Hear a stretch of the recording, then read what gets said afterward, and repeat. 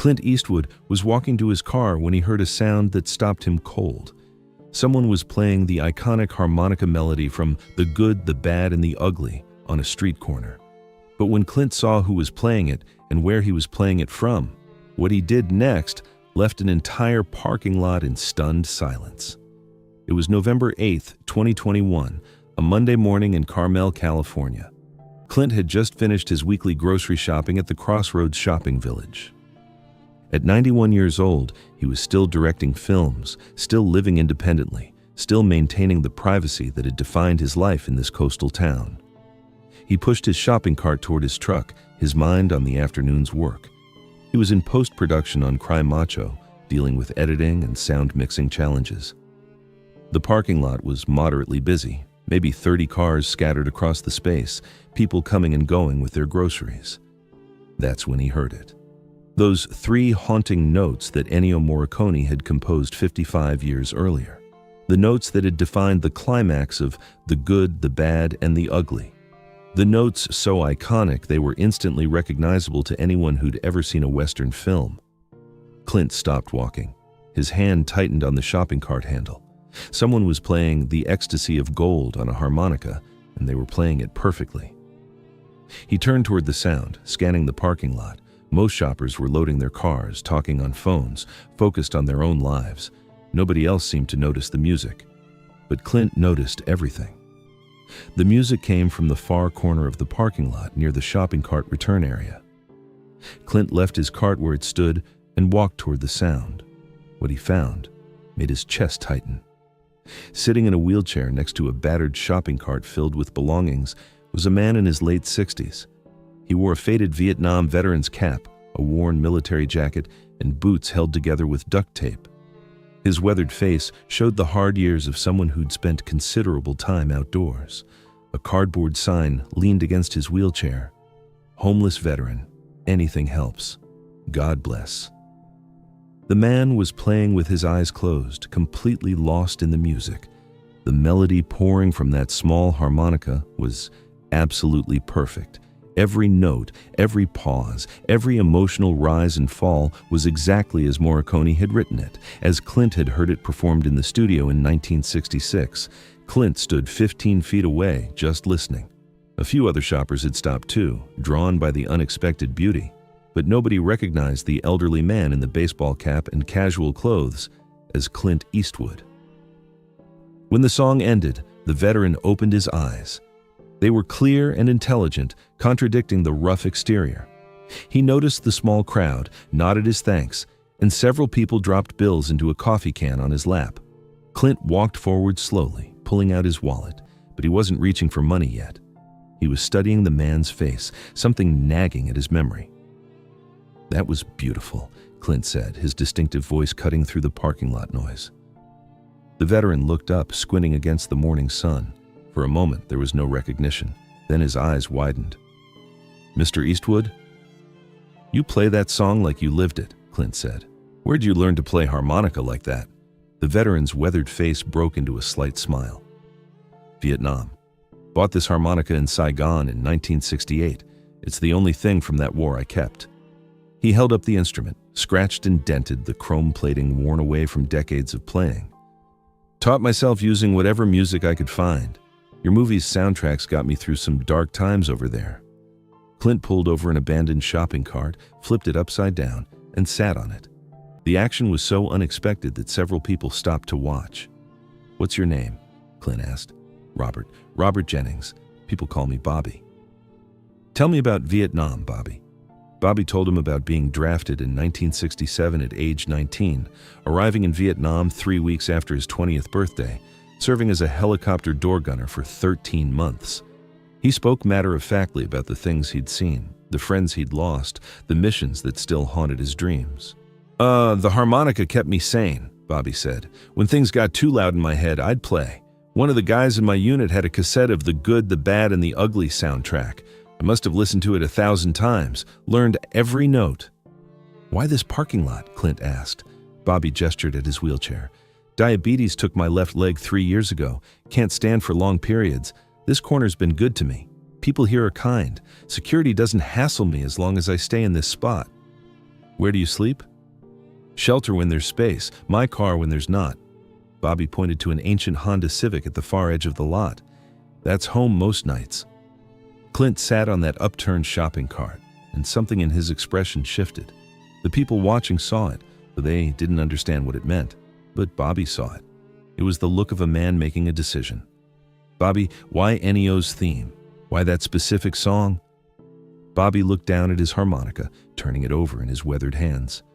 Because it's about three men searching for gold, willing to do terrible things to get it, and in the end, only one walks away, and you wonder if he's really won anything at all. That's what war felt like, Mr. Eastwood. We all went searching for something, glory, purpose, survival, and most of us came back wondering what we actually found. The parking lot had gone quiet. A small crowd had gathered, maybe 20 people, keeping a respectful distance. Some had recognized Clint. Phones were coming out. Play it again, Clint said. But this time, play it like you're back in that helicopter. Play it for every guy who didn't make it home. Bobby's eyes filled with tears, but he nodded. He raised the harmonica to his lips, and what came out was different. This time, the melody was raw, painful, filled with grief and longing that seemed to emanate from somewhere beyond the instrument itself. This wasn't entertainment. This was testimony. This was prayer. This was a 50-year conversation with ghosts. Clint sat perfectly still, listening with complete attention. His eyes were closed, and the expression on his face was pure empathy, pure connection to another human being's pain. When Bobby finished, there was complete silence. Then Clint did something nobody expected. He stood up, walked over to Bobby's wheelchair, and knelt down beside it. At 91 years old, Clint Eastwood knelt on the asphalt of a grocery store parking lot, bringing himself to eye level with a homeless veteran. "Bobby," Clint said, his voice thick with emotion, "I made movies about war. You lived it. I played tough guys. You were one. And somehow you ended up here, in a wheelchair, in a parking lot. And that's not right. Mr. Eastwood, you don't owe me anything." "The hell I don't," Clint interrupted. "You and men like you are the reason I had the freedom to make those films. You're the reason I got to play cowboys and heroes while you were being an actual hero in an actual war. So here's what's going to happen. You're going to let me help you." What happened next became the stuff of Carmel legend, captured on a dozen cell phone videos from different angles. Clint called his assistant right there in the parking lot. He arranged for Bobby to be taken to a hotel that night with a promise of something more permanent to follow. He gave Bobby his personal phone number, writing it on the back of a grocery receipt. But before any of that, Clint asked Bobby one more question. "That harmonica, how much would you sell it for?" Bobby clutched it protectively. "It's not for sale, Mr. Eastwood. This harmonica got me through Vietnam, through homelessness, through losing my leg, through everything. I'd die before I'd sell it." Clint nodded, as if that answer was exactly what he'd hoped to hear. "Good. Because I wasn't trying to buy it. I was testing you. A man who won't sell his soul for any price is a man worth knowing. Keep that harmonica, Bobby. Keep playing it. But from now on, you're going to play it somewhere better than a parking lot." The crowd erupted in applause. Several people were openly crying. But Clint wasn't finished. He turned to the crowd and said, "This man served his country when it needed him most. He came home to a country that didn't appreciate what he'd sacrificed. He's lived in his car, lost a leg to diabetes, and spent his mornings playing music in parking lots. And every single one of us has walked past men like him without seeing them. I'm guilty of it too." The silence was absolute. "So here's what I'm asking," Clint continued. "If you've got cash, leave it. If you've got time, talk to Bobby. Learn his story, see him, because men like Bobby deserve better than invisibility." For the next hour, there was a steady stream of people coming to Bobby's corner. They brought money, food, blankets, offers of work, offers of housing. Bobby sat in his wheelchair, overwhelmed, tears streaming down his face, his harmonica clutched in his hands. Clint stayed the entire time, making sure Bobby was treated with respect. He gave interviews to local news crews that showed up after the videos went viral. In each one, he deflected credit and focused attention on Bobby and on veteran homelessness. But here's the part that didn't make the news that day. Within a week, Bobby was living in a small apartment that Clint owned in Carmel. Fully furnished, fully paid for, no expectation of rent. Clint connected Bobby with VA services, got him proper medical care, and arranged for a prosthetic leg that insurance had previously denied. But the most important thing Clint did was ask Bobby to teach him to play harmonica. For 6 months, once a week, Clint would show up at Bobby's apartment with a brand new harmonica, and Bobby would give him lessons. They'd sit on Bobby's balcony, two old men learning and relearning the songs of the past, talking about war, movies, life, loss, and survival. "I learned more from Bobby in those 6 months than I learned making 50 years of films," Clint said in an interview a year later. "He taught me that heroism isn't what happens on screen. It's what happens when the cameras are off, when you keep playing your harmonica even though the world has forgotten you." Bobby's story sparked a national conversation about veteran homelessness. Donations to veteran organizations spiked. Shelters reported increased volunteer interest, and most importantly, people started actually seeing the homeless veterans they'd been walking past for years. Bobby became an advocate. He started performing at veteran events, using his harmonica to raise money for homeless veteran services. He spoke at high schools about Vietnam, about homelessness, about never giving up. Always, he carried that same battered harmonica from Saigon. In 2023, Bobby performed The Ecstasy of Gold at the Kennedy Center Honors when Clint received a Lifetime Achievement Award. He walked out on stage on his new prosthetic leg, stood at a microphone, and played that harmonica for an audience that included presidents, actors, musicians, and dignitaries. When he finished, the entire Kennedy Center rose in a standing ovation that lasted nearly 5 minutes. Clint was crying in his seat. Bobby was crying on stage. Everyone watching understood they were witnessing something that transcended performance. They were witnessing survival. They were witnessing proof that sometimes the most important thing we can do is simply stop and listen. Today, Bobby still lives in that Carmel apartment. He's 73 now, healthier than he's been in decades, an active member of several veteran organizations.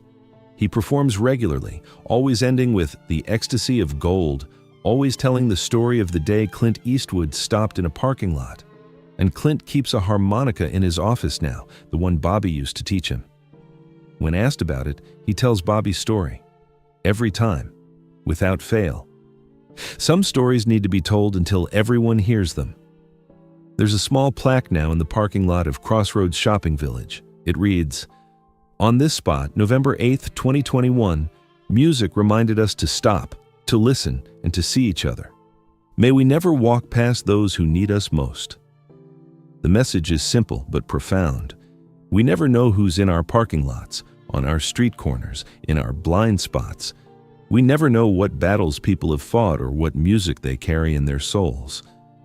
We never know when stopping for 3 minutes to really see another human being might change 2 lives instead of just one. Clint Eastwood heard a harmonica playing his movie's theme and stopped to listen. In doing so, he found something more valuable than any film he'd ever made, a reminder of what matters most.